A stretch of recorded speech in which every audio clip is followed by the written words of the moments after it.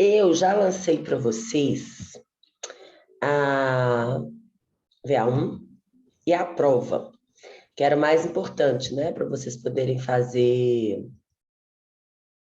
a suplementar, quem quiser, né? Agora, falta só eu corrigir a VA2. Isso. Falta só a VA2. Gente, e a VA3? Eu tenho que colocar no sistema para vocês a VA3. Vou colocar no sistema para vocês a VA3 essa semana, tá? Mas vamos continuar aqui. Alguma dúvida, gente, sobre a prova? Alguma dúvida até aqui, antes de eu ir para frente?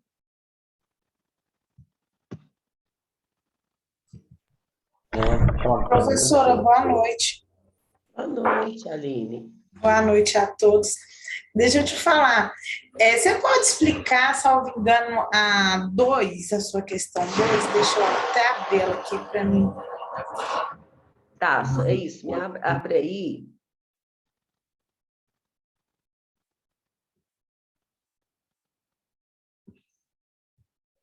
Para você me lembrar qual que é, por favor.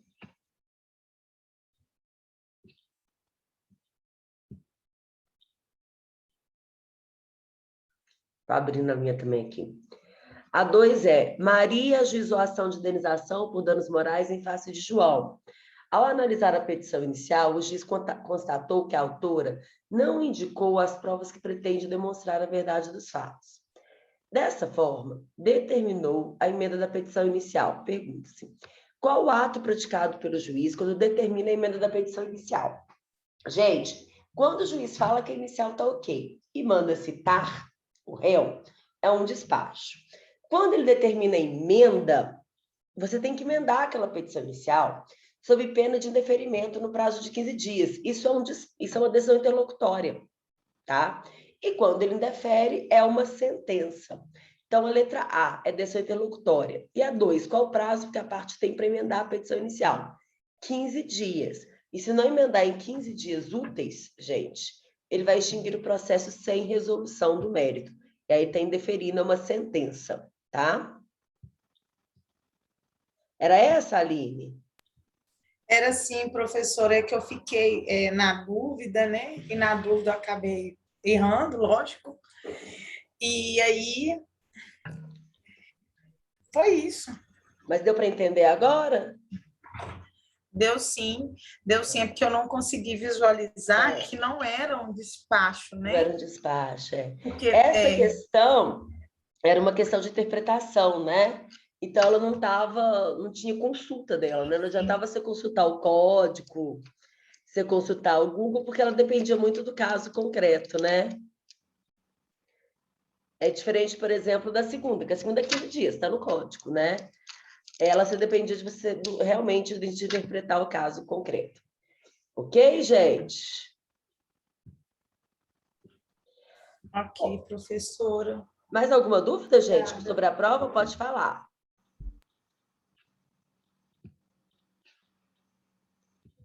Mais alguma dúvida?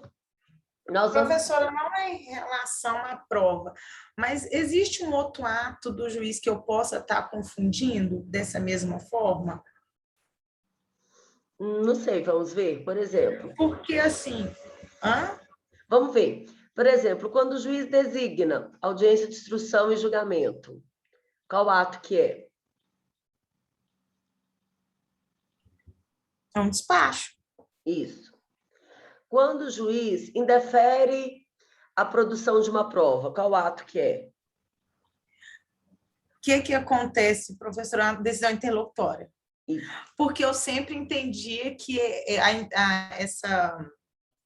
esse ato praticado pelo juiz, o processo ele já tinha que ter formado a relação réu-juiz e autor, juiz e réu, entendeu? Para ser uma decisão interlocutória. Tá, não, pensa bem, Aline. Eu posso até uma sentença sem formar relação processual. Porque se o juiz indeferir a petição inicial, por exemplo, porque falta uma das condições da ação, ele vai extinguir o processo sem resolução do mérito, sem sequer citar o réu, você concorda? Sim. Então, até sentença eu posso ter antes mesmo de ter a citação do réu. Tá ok, professora. Deu para você entender agora? Porque eu Sim, entendi o sim. seu raciocínio, tá? Você raciocinou o seguinte, pô, nem formou relação processual completa, porque o réu ainda não foi citado, você está certo quanto a isso, e o juiz já está tomando uma decisão. Então, não existe decisão antes de formar a relação jurídica. Foi assim que você raciocinou, não foi?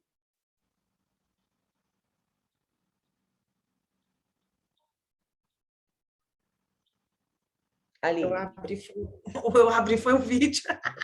Foi sim, professora. E aí eu estou te explicando que, assim, apesar desse raciocínio seu fazer sentido, na verdade, o juiz pode fazer até sentença antes de citar o réu, quanto mais, né, uma decisão interlocutória, tá bom? Tá ok, professora. Tá?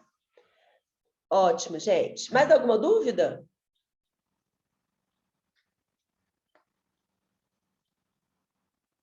Tá. Hoje nós vamos trabalhar com o saneamento do processo e depois com a teoria geral das provas, tá? Por quê? A gente vai fazer a parte geral das provas hoje e depois a gente vai trabalhar. Na verdade, primeiro a gente vai falar do saneamento, depois a gente vai falar dessa parte geral das provas. Aí na próxima aula a gente vai começar a estudar as provas em espécie, tá? Aí a gente estuda lá prova, antecipação de provas, prova documental, prova testemunhal, numa aula, né, por exemplo, e na outra, exibição de documento ou coisa, prova pericial, inspeção judicial, depoimento pessoal da parte, confissão, tá? E aí depois a gente ainda vai ter uma aula para estudar audiência e sentença e as tutelas provisórias, tá? Deixa eu abrir aqui, gente. Esse material já está para vocês no sistema como material do processo do semestre todo. O que eu estou abrindo aqui e depois eu vou colocar no sistema, se eu esquecer, gente, que eu estou assim, com a cabeça ruim. Então, se eu esquecer, eu peço a vocês que, por favor, me lembrem, tá? Me lembrem como? Pelo WhatsApp. Que eu vou trabalhar com vocês agora o PowerPoint. E esse PowerPoint, ele não está no sistema faculdade. Então, se vocês quiserem, vocês me lembrem que eu coloco lá para vocês, tá? Então, tá aqui, ó, o PowerPoint. Já abri. Abre PowerPoint, por favor. Então, essa fase de saneamento, né, são as providências preliminares e o saneamento, tá? Como é que começa? Começa com a impugnação. O que é impugnação, gente? É a resposta do autor à contestação do réu. Professora, Oi. antes de você entrar na explicação, é porque apareceu uma nova forma ali dentro do sistema faculdade de estar acessando as suas aulas. Não, o que apareceu para vocês, na verdade... Nossa, eu vou até dar uma olhada lá, Aline. Mas eu acho que o que apareceu, na verdade, foi um novo conteúdo, não? Parece que houve uma atualização, assim, no sistema, aí tá tipo um layout diferente, assim, parece que tem abas agora, mas acho que é em todas as matérias. É em todas as matérias, sim, Cecília.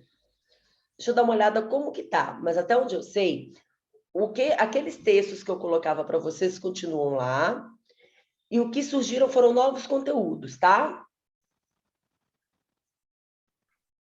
Ok. Que aí é mais conteúdo para vocês estudarem. Olha que maravilha. Nossa. Não, Falta de Aline, amor. deixa eu explicar. Deixa eu explicar. A matéria não aumentou. A matéria é a mesma. O que tem lá é mais conteúdo escrito, ou seja, mais fonte para vocês estudarem, tá? O que é ótimo. Tá ok, professora. Você me livrou agora de um ataque cardíaco. Não, calma. Não tem nada a mais do que já estava lá. Tipo assim, não tem nenhum conteúdo a mais do que já estava lá. Mas é mais material escrito para vocês estudarem, só isso. Ah, tá ok. Estava até Mais assustada. fonte de consulta, digamos assim, para vocês. Que eu acho ótimo, vocês não acham, não? Sim, professora, eu achei que era mais conteúdo diferente para poder estudar, né? Não, nosso conteúdo continua Tá sendo o que a gente... difícil dar conta. Entendi. O nosso conteúdo é o que a gente já veio estudando até agora, o que a gente vai continuar estudando nas nossas aulas, tá? E o que já estava no sistema mesmo. Só que tem mais conteúdo, mais fonte de pesquisa, digamos assim, tá? Ok, professora. Eu já estou entrando aqui agora, até para ver como é que ficou.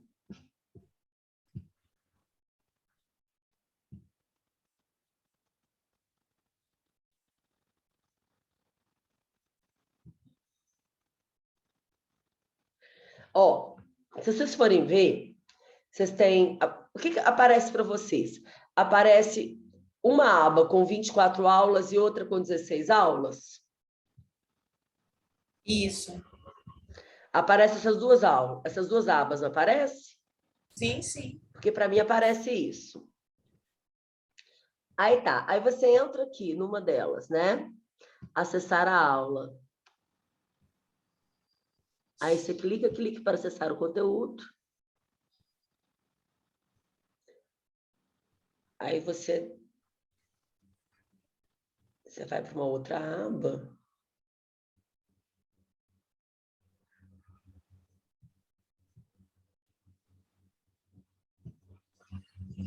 E aí você vai abrindo as abas, né?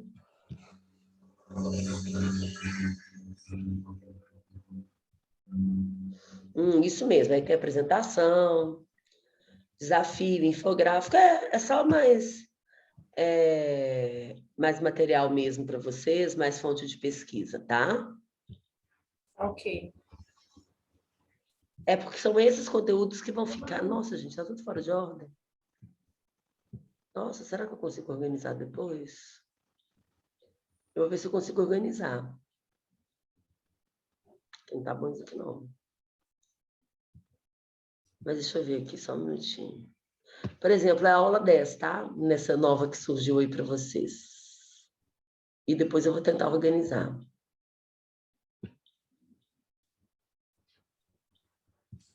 Tá?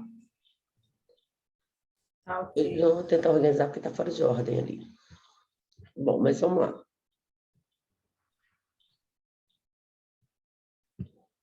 Nós estamos falando aqui... não, mas eu estava indo em outra aba, estava nessa daqui. Gente, esse mapa mental aqui, né, que tem nos guiado aí durante todo o semestre. A gente estudou até aqui, ó. E hoje a gente vai estudar isso daqui, ó. Tá? Vamos lá. O autor fez a petição inicial, o juiz manifestou, mandou citar o réu, teve lá a audiência de conciliação e mediação, não foi feito acordo, aí o réu respondeu em 15 dias. Vocês acham que o autor tem que se manifestar sobre essa resposta? O que vocês acham? Deve o autor se manifestar Sim, sobre a resposta do réu? sim. Olha só. E se ele estiver pedindo uma reconvenção? Muito bom, Aline. Eu estou gostando dos raciocínios jurídicos da Aline hoje. Muito bom, Aline. Isso mesmo. Olha só. O autor veio aqui e falou o que ele quis na inicial. E o réu veio aqui e respondeu. Só que, ao responder, o réu pode me trazer um fato novo, me trazer um documento novo. E até em nome do contraditório, o autor tem que poder o quê? Se manifestar quanto a isso, né? Essa manifestação do réu, do autor sobre a resposta do réu, chama impugnação. Então, a manifestação do autor quanto à resposta do réu chama impugnação. Só que aqui tem um detalhe muito grande. A gente fala muito em impugnação na doutrina e no dia a dia forense. O fórum não usa o código não usa essa expressão impugnação. Ele fala que é realmente uma resposta do autor à resposta do réu, né? Uma manifestação do autor à resposta do réu. Mas na prática, né, até na doutrina também, a gente chama isso sim de impugnação, tá? Então, ó, voltei aqui. Então, a primeira coisa que o ato que inaugura essa fase de saneamento do processo é essa impugnação, tá? O que é essa fase de saneamento? A gente conversou sobre isso lá no começo do semestre, né? Depois que o autor faz os seus pedidos e que o réu responde, faz os pedidos dele, porque o réu também faz pedido. O que, professor? O réu faz pedido? Claro, gente. O que o réu pede, professora? Que o pedido do autor seja julgado improcedente. É o mínimo que ele pede. Então, depois que o autor faz os pedidos e o réu também, a gente entra numa fase de saneamento para sanear, para organizar o processo para a próxima fase, que é a fase probatória. E produzir prova é caro, demanda tempo. Então, a gente tem que organizar o processo, para o processo estar ok, para não ter nenhum vício, para que a gente possa passar por essa fase probatória com o processo certinho, para que a gente não tenha nenhum vício que faça com que a fase probatória seja inútil e a gente gaste tempo e dinheiro à toa, tá? E o primeiro ato dessa fase de saneamento é essa resposta do autor à resposta do réu, ou seja, a manifestação do autor à resposta do réu. Então, se o réu alegar, né, na sua contestação, algum fato impeditivo, modificativo ou extintivo do direito do autor, ele vai ser ouvido em 15 dias. E o juiz vai, inclusive, permitir que ele produza provas, tá?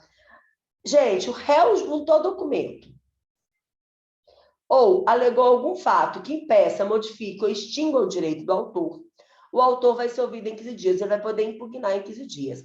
É claro, gente, que se o réu não trouxer nenhum documento e não alegar nenhum fato novo, impeditivo, extintivo ou modificativo do autor, não tem porquê a gente falar em um autor, em manifestação do autor, porque o réu não trouxe nada novo.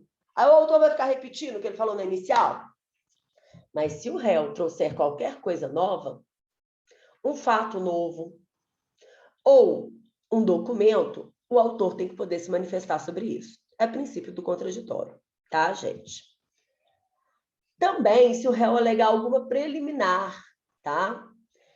Sabe aquelas preliminares da contestação do 337? Se o réu alegar alguma preliminar, o autor pode bater, né, ir contra aquela preliminar que o réu alegou. E o momento é esse, é o momento da impugnação, tá? Ok, gente? Então, o que é impugnação? É a manifestação do autor à contestação do réu, tá? Ela só não vai acontecer quando o réu não trouxer nada de novo. Mas se o réu trouxe preliminar, trouxe documento ou trouxe fato novo, o autor poderá se manifestar quanto à resposta do réu no prazo de 15 dias úteis, podendo, inclusive, juntar documentos nessa sua impugnação, tá? Após a impugnação, a gente passa para o saneamento. Aí a gente tem que pensar em algumas coisas que podem vir a acontecer, tá? Uma delas é o julgamento conforme o estado do processo, e temos também o julgamento antecipado do mérito, viu, gente? Essas duas coisas podem acontecer e o saneamento do processo, tá? Vocês vão entender. Só antes de eu começar a explicar, eu quero perguntar a vocês sobre a impugnação. Ficou alguma dúvida?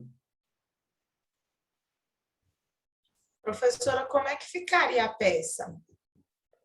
Muito simples, Aline. Você coloca ali o endereçamento, o número dos autos, o preâmbulo, sem você precisar de qualificar as partes, porque elas já foram qualificadas na inicial, né? E aí você faz um breve relato dos fatos, o que aconteceu naquele momento, e aí depois você pega as coisas que o réu trouxe de novo e coloca em tópicos e vai rebatendo tópico por tópico. E no final você faz uma conclusão reiterando os pedidos da petição inicial. Entendi. Mas aí o nome, então, da peça eu posso pôr impugnação, né? O nome da peça é impugnação. Ah, Tá? ok. O nome da peça é impugnação mesmo. Pode pôr assim, sem medo de ser feliz, tá? Tá ok. Porque tanto na doutrina quanto no dia a dia a gente usa esse nome mesmo, impugnação, tá? Tá Gente, ok. presta atenção aqui. Professora, Oi, Cecília. boa noite. Na prática, essa impugnação, ela se faz como uma forma de defesa ou o que exatamente significa essas novidades advindas do réu? Presta atenção, Cecília, vamos pensar aqui. Eu ajuizei uma ação contra você, tá? Acidente de trânsito. Eu falei que você bateu no meu carro e que você tem que pagar o conserto do meu carro, que ficou em 100 mil reais. E aí você impugna, falando, quem deu causa ao acidente foi ela. Então, eu não tenho que pagar nada. Fora que 100 mil é um valor muito elevado, o carro teria dado perda total. Ok? Essa foi a sua resposta. Eu, como autora, eu tenho direito de responder. Olha, ela falou que quem deu causa ao acidente foi eu, e que isso tá no boletim de ocorrência em tal ponto, mas não é verdade, eu tenho aqui fotos, eu tenho testemunhas, tá? E o valor tá aqui, minha documentação, que valor é esse, o valor do carro é o dobro desse, então não teria dado perda total. Você tá entendendo? Entendi. É como se fosse um contraponto, assim, né? Um Da causa contraponto. do autor. Como se fosse Entendi. uma tréplica. É como o autor falou, aí o réu faz uma réplica e o autor faz uma tréplica, que é inclusive a palavra que se usa no tribunal do júri lá no penal. Aqui no civil não se usa essa palavra, réplica, tréplica, né? A gente usa a palavra impugnação. Tá? Entendi. Obrigada. Nada. Gente, feita a impugnação, a gente vai passar para o saneamento, para organizar o processo, tá? Então, vem cá, vamos organizar esse processo aqui. Eu vou até pular aqui, vou mais para frente, depois eu volto, que eu acho que vai ficar melhor para vocês entenderem. Ô, mouse, você tá com algum problema? O mouse do meu computador tá com algum problema, gente. Tá doidão aqui. Gente, mas tá doidão mesmo. Mas o que é isso?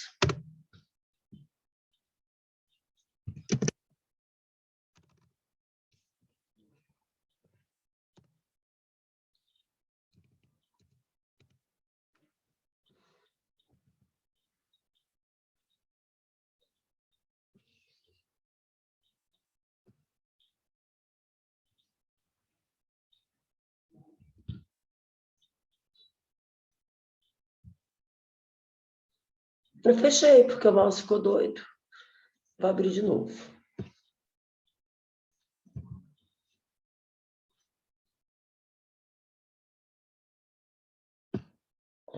Voltou normal.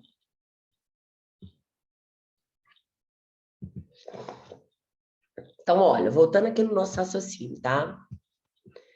Feita a impugnação, a gente tem que passar para o saneamento do processo, ou seja, para organizar o processo, para que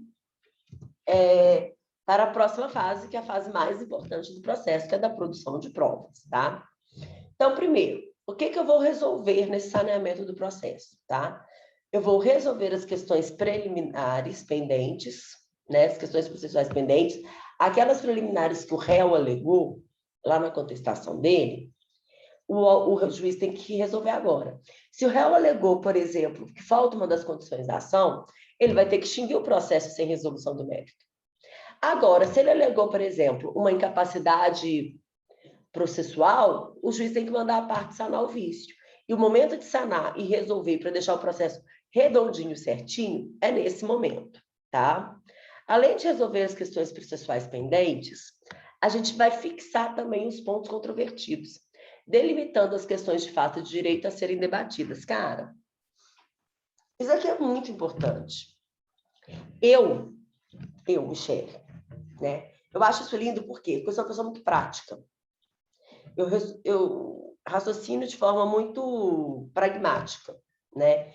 Então, se você me dá um caso e ali a gente determina quais são os pontos a serem observados ali. Para mim, aquilo organiza o meu pensamento, né? Por isso que eu acho isso tão importante. E eu acho o legislador também, né? Porque ele coloca isso na lei que tem, que na fase de saneamento fixar os pontos controvertidos. O que são esses pontos controvertidos? São os pontos nos quais existe controvérsia, gente. São os pontos nos quais as partes não concordam. Porque, olha só, se eu ajuizei a ação contra Maria Luísa, falando que existiu um acidente de trânsito, que ela foi a culpada, tá? E que ela me deu um prejuízo de 100 mil reais, e a Maria Luísa fala assim, olha, o acidente aconteceu, mas a culpada não foi eu, foi a Michele. E o valor do conserto não é esse. Cara, existe alguma controvérsia sobre o acidente ter acontecido? Ou tanto o autor quanto o réu falaram que sim, houve um acidente? Hein, gente? Tanto o autor quanto o réu falaram que houve o acidente. Então, acompanha comigo aqui, Aline. Não existe controvérsia sobre a existência do acidente. E qual que é a controvérsia? Sim. Sobre quem deu culpa ao acidente, ou seja, como aconteceu o acidente e quem deu culpa, concorda? Sim. Então, qual seria o ponto controvertido? Quem deu culpa ao acidente. Existe um outro ponto controvertido. Qual o valor do O conserto? valor. Concorda? Sim, Ou seja, concordo. quando eu estabeleço que são esses dois pontos a serem discutidos, eu não vou perder o tempo provando que o acidente aconteceu, porque todo mundo concorda que ele aconteceu. Eu vou perder tempo provando quem causou o acidente e qual que é o valor do conserto. Vocês entenderam a importância da fixação dos pontos controvertidos?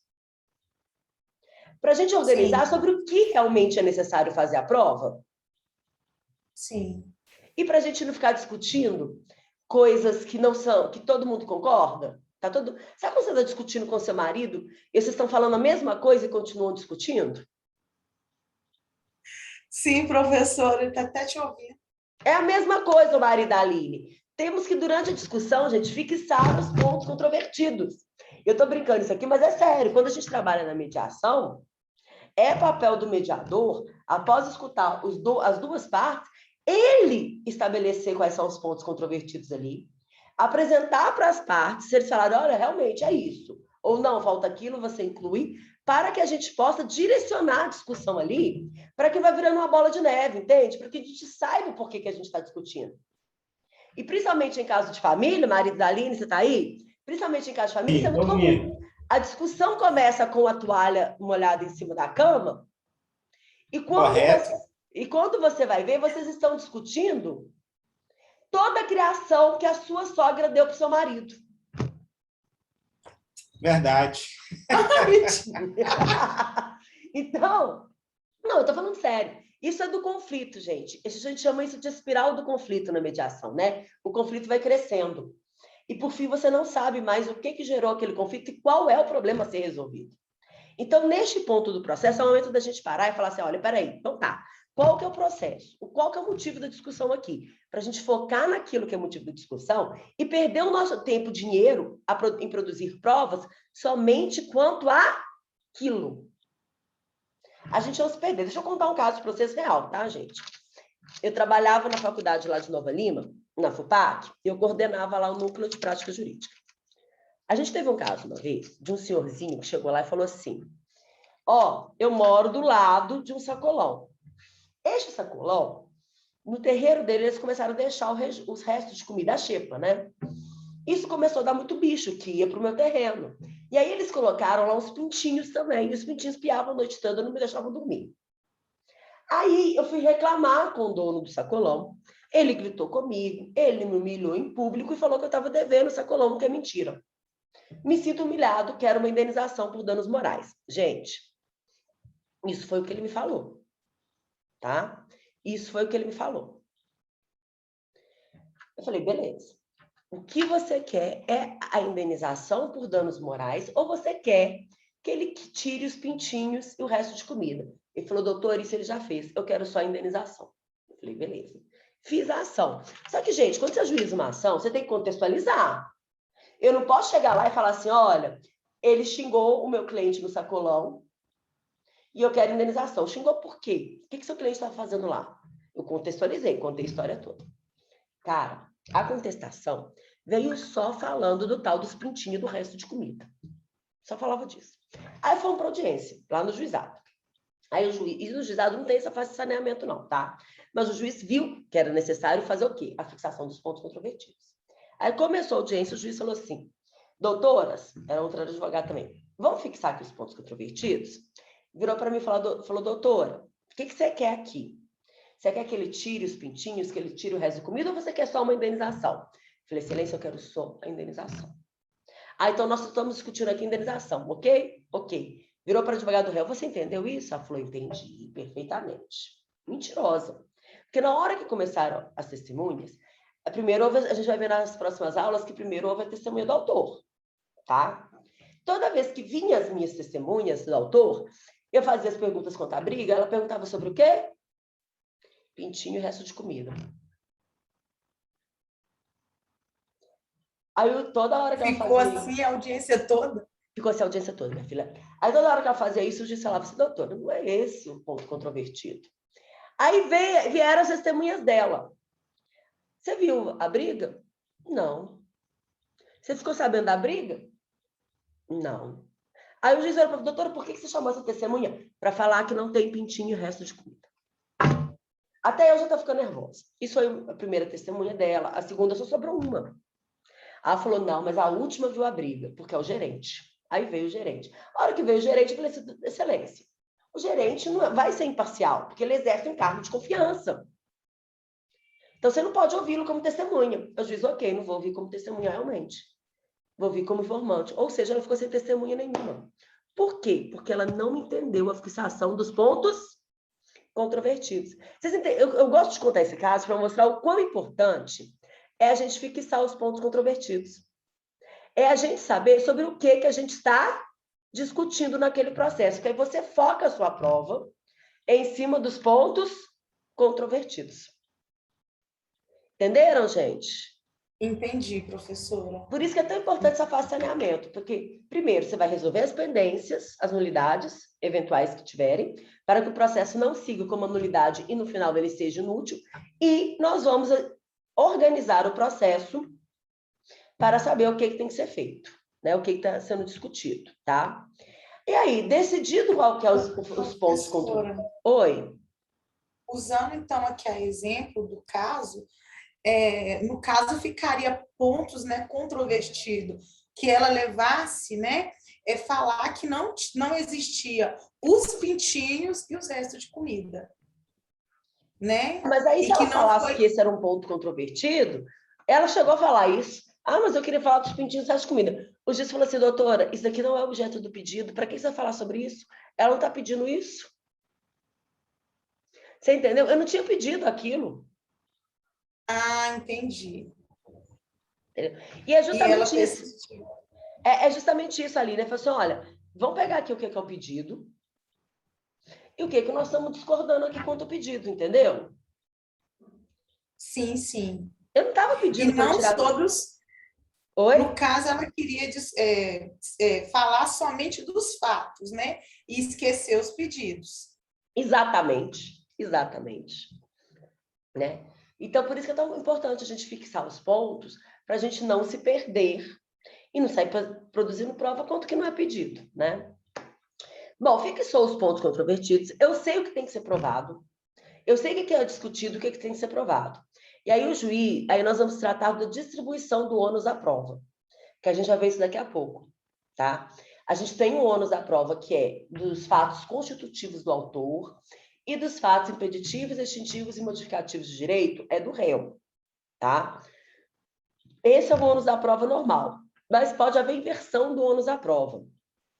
Se for inverter, é este o momento de inverter.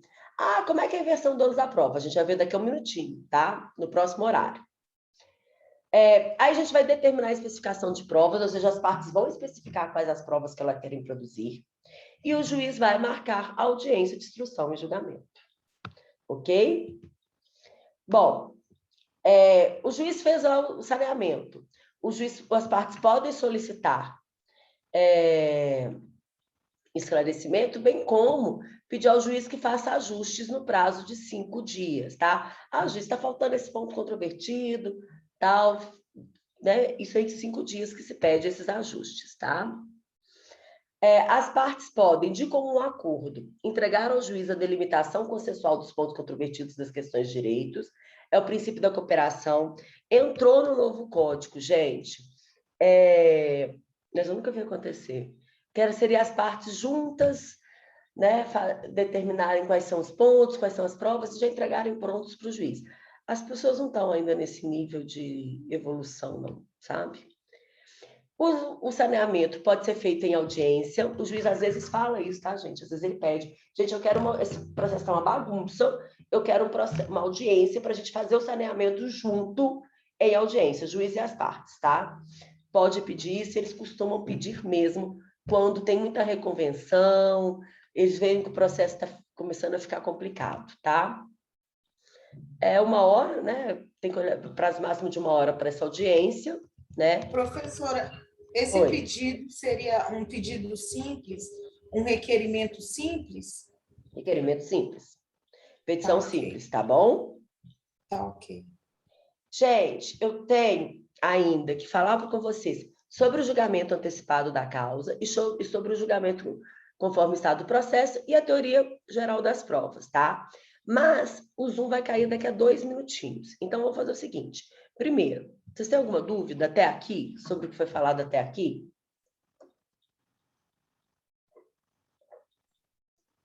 Alguma dúvida? Não, por enquanto não, por enquanto não. Então, Tranquilo. eu vou parar a gravação